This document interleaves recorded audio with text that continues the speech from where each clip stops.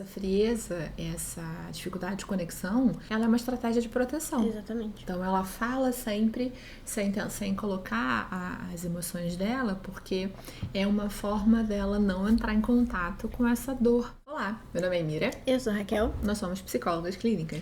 E hoje a gente vai pro terceiro filme da nossa série de filmes da Anne Hathaway, que é Amor e Outras Drogas. É um filme bem interessante, né? Ele vai tratar de uma doença rara, na verdade rara na condição que ela aparece, né? Que é o Parkinson em pessoas jovens. O filme de fato traduz a realidade. Existe, embora a grande maioria das pessoas que desenvolvem o mal de Parkinson sejam pessoas idosas, então geralmente acima dos 70 anos, existe uma porcentagem muito pequena de pessoas que pode desenvolver antes dos 40 anos. Né? E aí eles costumam falar que é o Parkinson precoce, o Parkinson jovem, e é o que acontece com a personagem central do filme, né? Que é a personagem da Anne Hathaway. E a primeira coisa que a gente precisa pensar aqui, a nível de Parkinson, é como a gente sempre faz, né? Trazer algum dos sintomas para servir apenas de alerta, para que você possa buscar um profissional de saúde para fazer essa avaliação. Não dá para fazer diagnóstico por vídeo no YouTube. Tá? Mas enfim, o Parkinson ele é uma doença neurodegenerativa, ou seja, está relacionado à perda de neurônios, que são as células do cérebro. E nesse caso especificamente, são os neurônios relacionados à produção de dopamina. Dopamina, ela mesma, aquela que você já ouviu um monte de vídeo por aí falando que você tem que fazer jejum. Claro que não faz sentido, né? Primeiro que não existe jejum de dopamina, gente. A dopamina, ela é um neurotransmissor produzida pelo nosso corpo. Então você não tem como fazer ela parar de ser produzida. E se você conseguir, você vai ter Parkinson. Acho que você não tá afim disso. Além de outras coisas, tá? Porque tem outros transtornos que também tem a ver com a desregulação. Desregulação existe? Com a desregulação da dopamina. Então, pelo amor de Deus.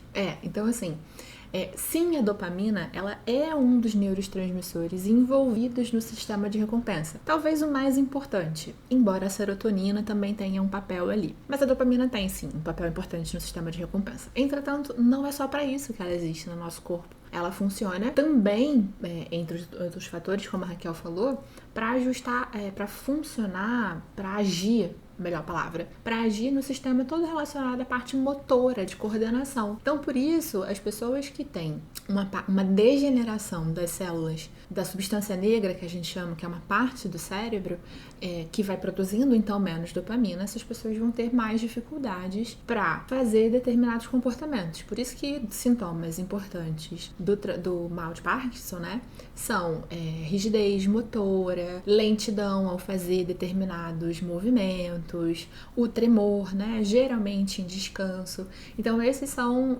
fatores que fazem a gente pensar num possível diagnóstico de Parkinson, tá? Então, dopamina é importante. Você não consegue fazer jejum, porque o que você pode fazer, mesmo que você tire grandes recompensas, o nosso cérebro ele já está programado para sentir recompensa com coisas pequenas, com coisas sutis. Então, você sempre vai produzir dopamina, porque sempre tem coisa que serve como recompensa, tá bom?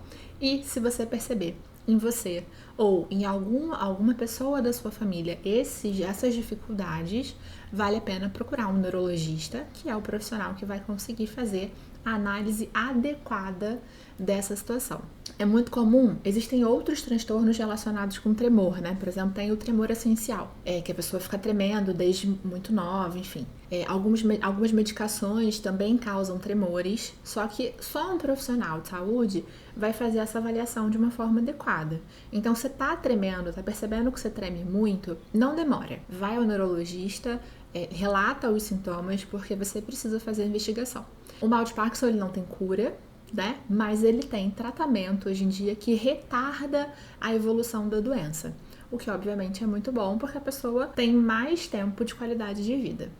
Exatamente. E aí, então, a gente vai ver no filme a realidade de uma pessoa jovem com uma doença que não é comum. né? Então, ao longo do filme, a gente vai vendo como que ela se mantém sempre muito distante, ela tenta se manter muito fria em relação a isso. Então, quando ela vai ao médico e ela tá contando pra ele sobre, ela já adota uma postura mais defensiva, uma postura mais distante mesmo, porque... Até faz piada, né? Até faz piada, exatamente. E pra poder conseguir os remédios, enfim. E depois, quando ela vai conhecer o rapaz, que também não lembro o nome, ela mantém também esse distanciamento até emocional, porque se envolver com alguém pode ser muito doloroso, porque ela já sabe que ela tem uma doença que vai durar a vida toda e que vai piorar gradualmente. Então, a gente sabe que na realidade é muito difícil encontrar alguém disposto a se relacionar com a outra pessoa, sabendo que essa outra pessoa já tem uma condição neurodegenerativa, né, como essa. Então, ela se mantém muito ali, não, fica uma coisa casual, vamos ficar só... No momento em que desenvolver alguma emoção, tchau, vai cada um pro seu lado, chega, acabou. Só que é muito difícil a gente fazer isso no momento em que a coisa ainda não aconteceu, né? Tá tudo bem, teoricamente. Ela já tem, sim, algumas dificuldades. Ela tem dificuldade pra abrir garrafa, pra fazer algumas coisas. Em alguns momentos, não é o tempo todo, né? Tem momentos em que piora. E ela não deixa isso aparecer também na frente dele. Né? Ela não mostra esses momentos, ela não demonstra que ela tá com dificuldade. Ela dá um jeito de pedir pra ele fazer sem dizer que tá difícil de fazer. Ou seja, é muito difícil pra ela lidar com a possibilidade de se conectar com alguém, de entrar num relacionamento e esse relacionamento acabar. Sim, né? Ela ser abandonada. Exatamente. Porque essa frieza, essa dificuldade de conexão, ela é uma estratégia de proteção. Exatamente. Peraí, eu só disse que era bom. Eu não pedi você em casamento. Eu também não ficaria com alguém que está doente.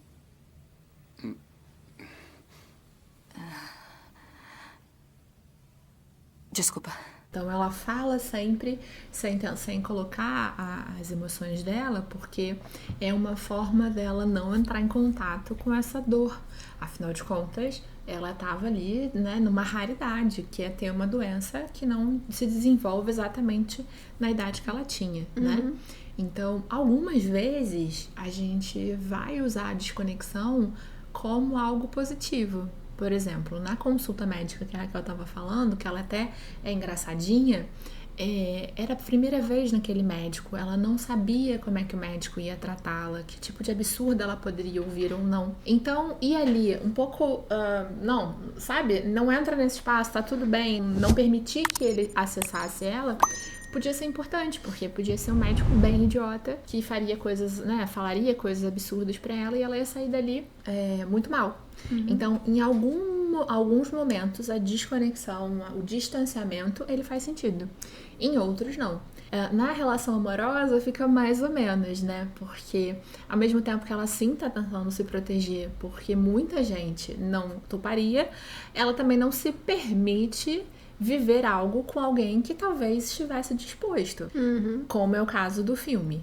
E ele tá disposto, mas passa por erros comuns de pessoas que estão dispostas, mas estão vivendo com a condição pela primeira vez, que é, por exemplo, curá-la. Quando ele corre atrás de tudo quanto é médico e viaja o país e vai para um lado, vai para o outro e fica nervoso e fica estressado e perde ali ela, né?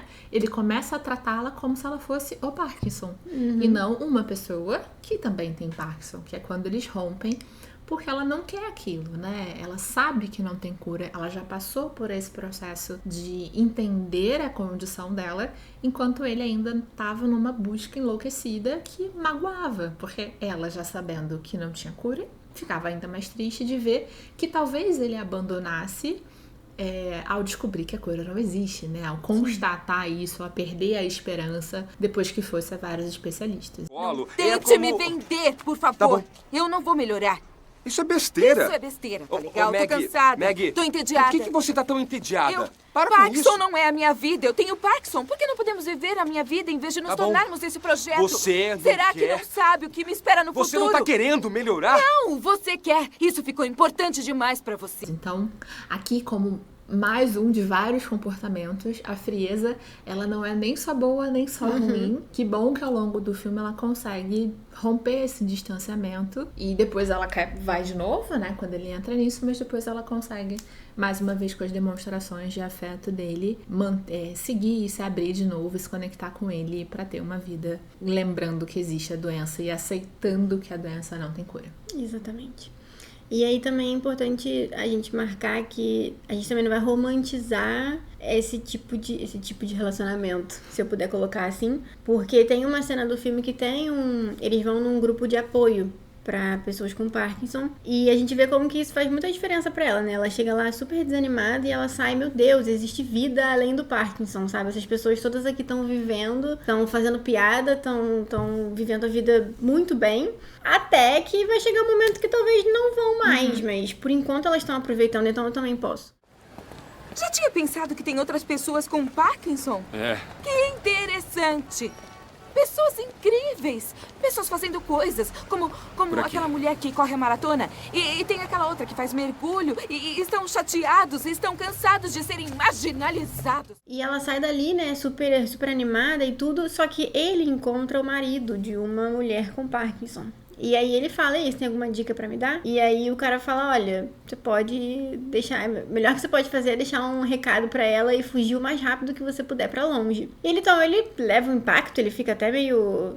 Que isso? Como assim? Por que você tá falando assim? E aí o homem fala pra ele, né, que é muito difícil, que a esposa dele já tá num grau muito mais avançado, que ela já não consegue nem cuidar das necessidades básicas dela sozinha. E ele diz que pra ele é muito difícil lidar com isso. E aí o interessante da gente ver nesse filme é que ele volta pra ela depois, mas ele volta consciente do que ele tá lidando. Exatamente, obrigada. Ele volta já tendo ido em todos esses médicos que falaram um monte de coisa, ele volta tendo lido um monte de coisa, ele pede ajuda, né, pro médico, um amigo dele lá, como que funciona, ele tenta entender melhor, e ele volta sabendo o que o espera. Então, se relacionar com alguém que tem uma doença, que tem um transtorno, que tem qualquer diferença assim, né, vamos colocar, é se relacionar com aquela coisa também. Então, você precisa aprender sobre aquilo pra poder, de fato, saber onde você tá entrando, o que te espera e o que espera a pessoa que tá com você, pra que você possa ser suporte, pra que você possa ser apoio e não mais uma fonte de dor, de sofrimento.